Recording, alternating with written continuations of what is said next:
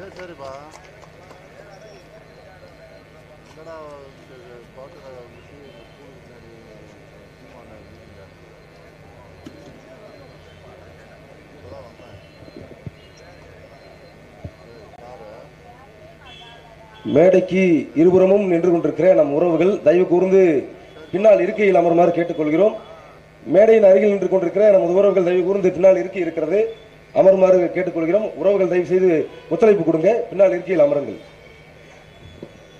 எங்கள் வாழ்வும் எங்கள் வளமும் மங்காத தமிழ் என்று சங்கே முழங்கு. எங்கள் பகைவர் எங்கோ மறைந்தார், இங்குள்ள தமிழர் ஒன்றாதல் கண்டு. திங்களோடும் செலும்பருதி மண்ணோடும் விண்ணோடும் உடுக்களோடும் மங்குதல் கடல் இவற்றோடும் பிறந்த தமிழுடன் பிறந்தோம் நாங்கள். ஆண்மை சிங்கத்தின் கூட்டம் என்று சிறியோருக்கு ஞாபகம் செய் முழங்கு சங்கு. வெங்கொடுமை சாக்காட்டில் விளையாடும் தோள்கள் எங்கள் வெற்றி தோள்கள். கங்கை போல் காவிரி போல் கருத்துக்கள் ஊறும் உள்ளம் எங்கள் உள்ளம். செங்குருதிதனில் கமழ்ந்து வீரம் செய்கின்ற தமிழ் எங்கள் மூச்சாம். எங்கள் வாழ்வும் எங்கள் வளமும் மங்காத தமிழ் என்று சங்கே முழங்கு.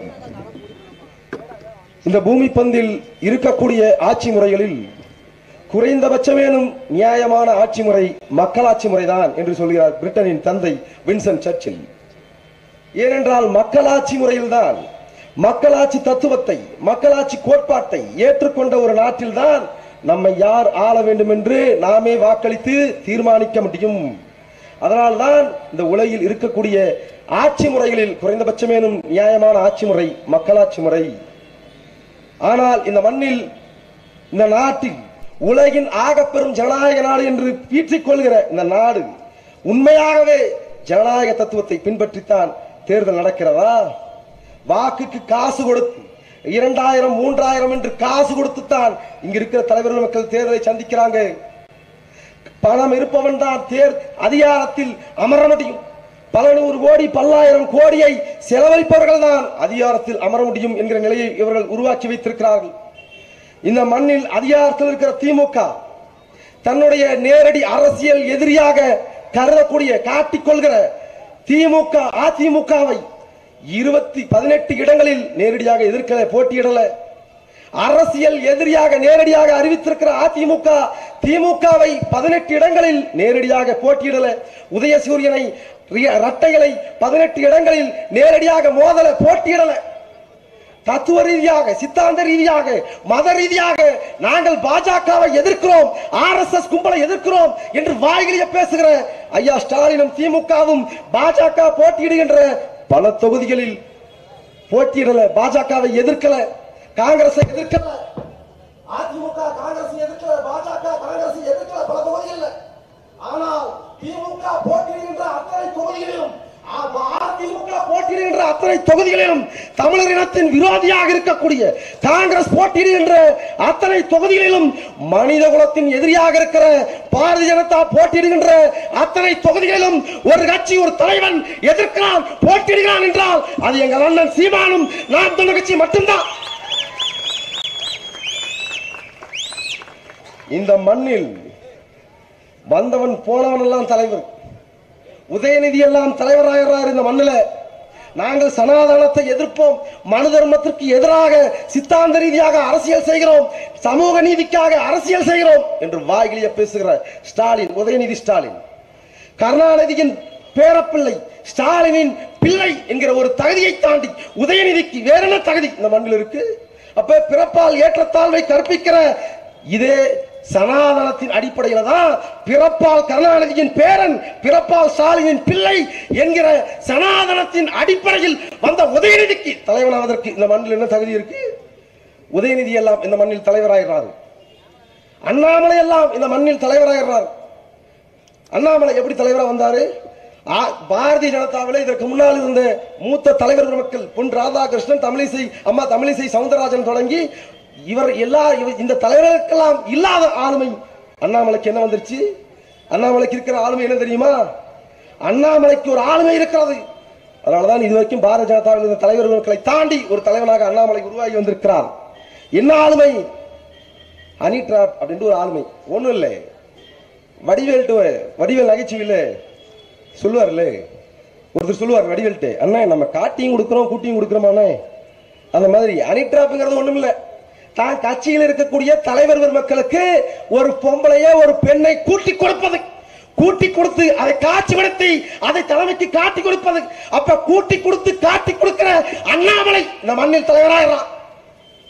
அண்ணாமலை தலைவராகிறார்.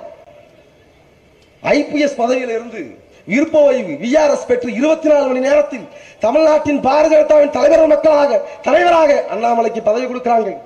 அப்ப 24 மணி நேரத்துக்கு முன்னால் நீ என் வரிப்பணத்தில் சம்பளம் வாங்கி கொண்டு ஊதியம் வாங்கி கொண்டு நீ எப்படி இந்த மக்களுக்கு சேவை செய்திருப்ப? அப்ப கர்நாடகா பாரதிய ஜனதாவிற்கு மாமா வேலை செய்து கொண்டிருந்த முன்னாள் ஐபிஎஸ் தான் இந்த அண்ணாமலை. கவண்டமணியும் செந்திலும் ஒரு திரைப்படத்தில் ஒரு நகைச்சுவை காட்சி. கவண்டமணி செந்தில் என்ன பண்ணுவாங்க தெரியுமா? எங்க ஆடு இங்கிலீஷ் பேசணும், சந்தையில போய் கூட்டத்தை கூட்டிடுவாங்க. எங்க ஆடு பாருங்க இங்கிலீஷ் பேசும், காசு கொடுங்க, ஆளுக்கு 10 ரூபாய் வசூலிச்சிருவாங்க. இங்க இங்கிலீஷ் பேச சொல்லுங்க, உடனே மேனு கத்தும். இதோ மே மாதம் ஆங்கில மாதத்தின் பேரை சொல்லுது இல்ல, அப்படி ஒரு நகைச்சுவை காட்சி.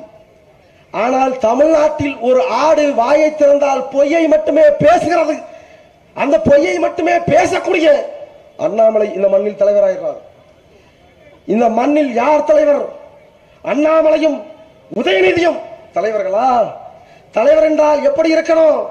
இதோ 50,000 ஆண்டுகளுக்கு மூத்த தமிழ் பேரினத்தின் வீரத்தையும் வரலாற்றையும் சமகாலத்தில் சர்வதேச சமூகத்தில் நிறுத்தியவன். தான் வீழ்ந்தாலும் சரி, தன் குடும்பம் வீழ்ந்தாலும் சரி, இந்த இனம் மீள வேண்டும் என்று வாழ்ந்து காட்டியவன். இதோ உதடுகள் பெயரை உச்சரித்த மறுகணமே விரல்களுக்கு நடுவே புகுந்து விடுகிறது வீரம். அவன்தான் எங்கள் தலைவன் பிரபாகரன். அவன் ஒருவனே இந்த மண்ணில் தலைவன்.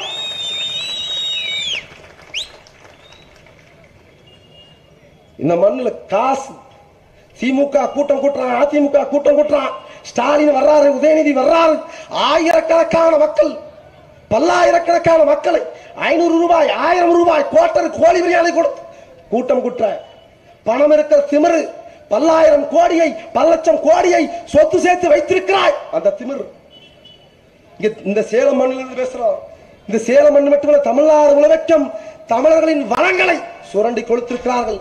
மலை வளங்கள், ஆற்று வளங்கள், மலை வளம், நீர்வளம், அத்தனை வளங்களும் இவர்களால் கொள்ளையடிக்கப்பட்டிருக்கிறது, சுரண்டப்பட்டிருக்கிறது. அதிமுக தலைவர் மக்களாக இருக்கட்டும், திமுகவின் தலைவர் பெருமக்களாக இருக்கட்டும், அவன் எந்த கொம்பாதி கொம்பனாக வேண்டுமானாலும் இருக்கட்டும், தமிழ்நாடு முழுமைக்கும் இருக்கக்கூடிய தலைவர் மக்கள் கோட்டை கொத்தளங்களை போல எப்படி எங்கள் மலைகள் உயர்ந்து நின்றிருந்ததோ அந்த மலைகளை எல்லாம் அடித்து நொறுக்கி சுரண்டி கொடுத்து கொள்ளையடித்து தங்கள் வீடுகளை கோட்டை கொத்தளங்களை போல மாட மாளிகையாக மலைகள் போல நீங்கள் உயர்த்தி நிறுத்தி இருக்கிறீர்கள்.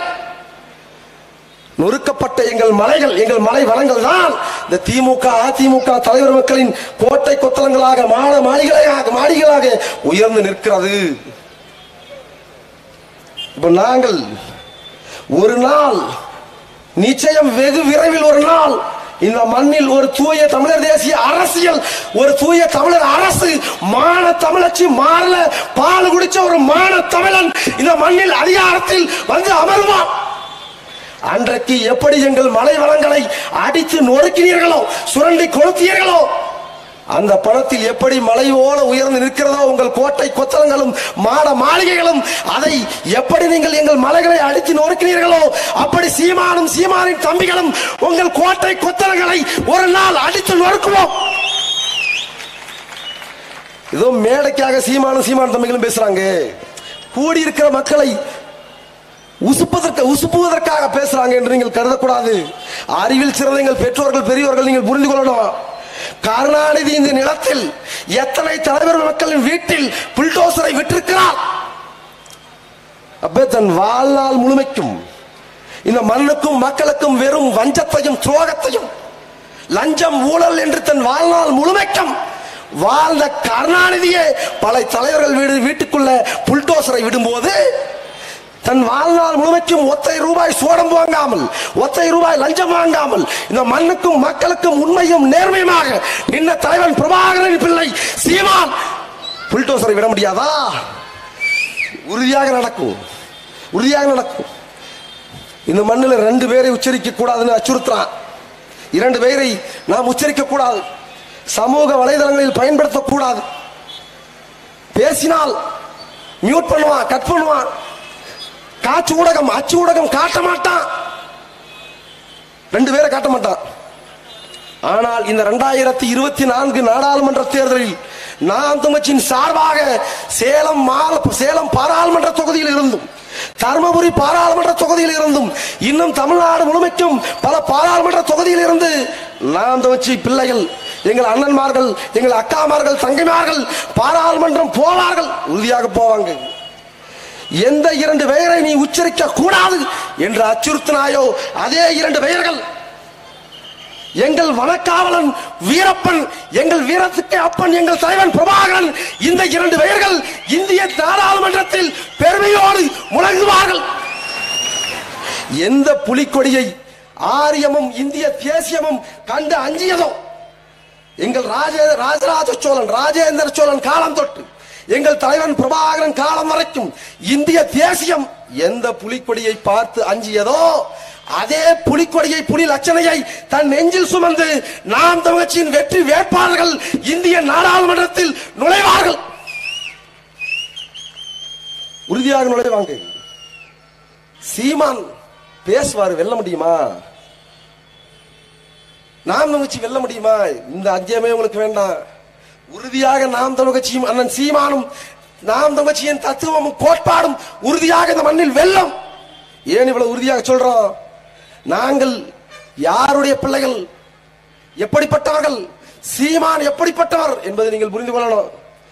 ஈழத்தில் 30 ஆண்டுகளுக்கு மேலாக அகிம்சா வழி போராட்டம், தந்தை செல்வா வழியில் அகிம்சா வழி போராட்டம், அகிம்சா வழி போராட்டத்தில் ஈழ விடுதலையை சாத்தியப்படுத்த முடியல. அகிம்சா வழி போராட்டம் வீழ்ந்தது. அந்த இடத்தில் தலைவர் பிரபாகரன் இனி இந்த மண்ணில் ஆயுத வழி போராட்டத்தின் வாயிலாகத்தான் விடுதலை பெற முடியும் என்று பேரறிவிப்பு செய்கிறார். அப்படி தலைவன் பிரபாகரன் அறிவிக்கும் போது தலைவன் பிரபாகரனிடம் இருந்தது ஒரே ஒரு கை துப்பாக்கியும் 3 துப்பாக்கி தோட்டாக்களும் தான். தலைவர் அருகில் இருந்தவர்கள் விமர்சனம் செய்தார்கள். பிரபாகரனுக்கு அரசியல் தெரியல, விவரம் புரியல, விமர்சனம் செய்தார்கள். ஒரு துப்பாக்கியும் 3 துப்பாக்கி குண்டுகளையும் வைத்துக் கொண்டு எப்படி நாடு விடுதலை அடைய முடியும் என்று பேசினார்கள், ஏளனம் செய்தார்கள். ஆனால் பின்னால் வரலாறு எப்படி மாறி போனது? வெறும் 3 துப்பாக்கி குண்டுகளை வைத்துக் கொண்டு இயக்கத்தை தொடங்கிய எங்கள் தலைவன் பிரபாகரனை உலகின் வல்லாதிக்க நாடுகள் 30 நாடுகள் சேர்ந்தால்தான் பிரபாகரனை எதிர்க்க முடியும் என்கிற வரலாறை எங்கள் தலைவன் உருவாக்கிவிட்டுத்தான் போனார். அப்படித்தான் 2010 நாம் தமிழ்ச்சி தொடங்கும் போது தமிழ்நாடு முழுமைக்கும் சராசரியாக ஒரு சட்டமன்ற தொகுதியில் 3 பொறுப்பாளர்கள் தான் இருந்திருப்பாங்க. நாம் தமிழ்ச்சியின் தொடக்க விழாவுக்கு ஒரு சட்டமன்ற தொகுதியில் இருந்து 3 பேர் தான் அந்த கூட்டத்துக்கு போயிருக்காங்க. அப்படி சராசரியாக ஒரு சட்டமன்ற தொகுதியில் 3 பேரை, 3 கட்சி உறுப்பினர்களை, 3 பொறுப்பாளர்களை வைத்துக் கொண்டுதான் சீமான் நாம் தமிழ் கட்சி எனும் பேர் இயக்கத்தை தொடங்கினார். ஆனால் எங்கள் அண்ணன் இப்போது வரலாறை எப்படி மாற்றி அமைத்திருக்கிறார்? வெறும் 3 துப்பாக்கி குண்டுகளை வைத்துக் கொண்டு தொடங்கிய பிரபாகரனை எப்படி 30 வல்லாதிக்க நாடுகள் சேர்ந்தால்தான் வீழ்த்த முடியுமோ அப்படி இந்த மண்ணில் 30 கட்சிகள் சேர்ந்தால்தான் சீமானை எதிர்க்க முடியும் என்கிற வரலாறை எங்கள் அண்ணன் உருவாக்கி வைத்திருக்கிறார், உருவாக்கி இருக்கார். இந்த மண்ணில் எப்படி எங்கள் மக்களின் உழைப்பை சுரண்டி அடிப்படை உரிமைகளாக இருக்கிறது மருத்துவம், தண்ணீர், இவை அத்தனையும், கல்வி, இவை அத்தனையும் வர்த்தகமாக மாற்றி இருக்கிறார்கள். நாங்கள் வர்றோம், நாம் தமிழ்ச்சி அதிகாரத்துக்கு வந்து ஒரே நாள் இரவில் நாம் தமிழர் அரசு பேரறிவிப்பு செய்யும். இந்த மண்ணில் அதிகாரத்தில் இருக்கக்கூடிய முதலமைச்சர், அமைச்சர் பெருமக்கள், சட்டமன்ற உறுப்பினர்கள், நாடாளுமன்ற உறுப்பினர்கள், சட்டமன்ற உறுப்பினர்கள், ஆசிரியர் பெருமக்கள், காவல்துறை அதிகாரிகள், வழக்கறிஞர்கள், மருத்துவர்கள் அத்தனை பேரும் தாம் பிள்ளைகளை அரசு பள்ளியில தான் சேர்க்கணும். நாம் தமிழ்ச்சி அறிவிப்பு செய்யும். தனது பெற்றோர்கள் தன் ஆத்தாளுக்கும் அப்பனுக்கும் உடல்நிலை சரியில்லை என்றால் அரசு மருத்துவமனையில தான் சேர்க்கணும். தன் பிள்ளைகளை, பேர பிள்ளைகளை அரசு பள்ளியில தான் சேர்க்கணும். நாம் தமிழ்ச்சி ஒரே நாள் இரவில் மாற்றத்தை கொண்டு வரும். அதனால சமூக மாற்றத்தை, ஒரு உண்மையும் நேர்மையுமான சமூகத்தை விரும்பக்கூடிய, கட்டமைக்க வேண்டும் என்று விரும்பக்கூடிய எங்கள் பெற்றோர்கள் உடன் பிறந்தார்கள். நீங்கள் இந்த தேர்தலில் வாக்களிக்க வேண்டிய சின்னம் நாம் தமிழர் கட்சியின் ஒளி வாங்கி சின்னம், மைக்கு சின்னம். ஒரு உண்மையும் நேர்மையுமான சமூகத்தை கட்டமைக்க வேண்டும் என்றால் சேலம் பாராளுமன்ற தொகுதியில் போட்டியிடுகின்ற எங்கள் அண்ணன் செந்தமிழன் சீமானின் அன்பு தம்பி மனோஜ்குமார், மருத்துவர் மனோஜ்குமார் அவர்களுக்கு நாம் தமிழ்ச்சியின் ஒளி வாங்கி சின்னம் மைக்கு சின்னத்தில் வாக்களித்தவர்களை பெருவாரியான வாக்கு வித்தியாசத்தில் வெற்றி பெற செய்ய வேண்டும். புரட்சி எப்போதும் வெல்லும், அதை நாளை மலரும். நாம் தமிழரசு சொல்லும், நாம் தமிழர். அடுத்ததாக மாவட்ட கொள்கை பரப்பு செயலாளர் தம்பி அழகரசன்.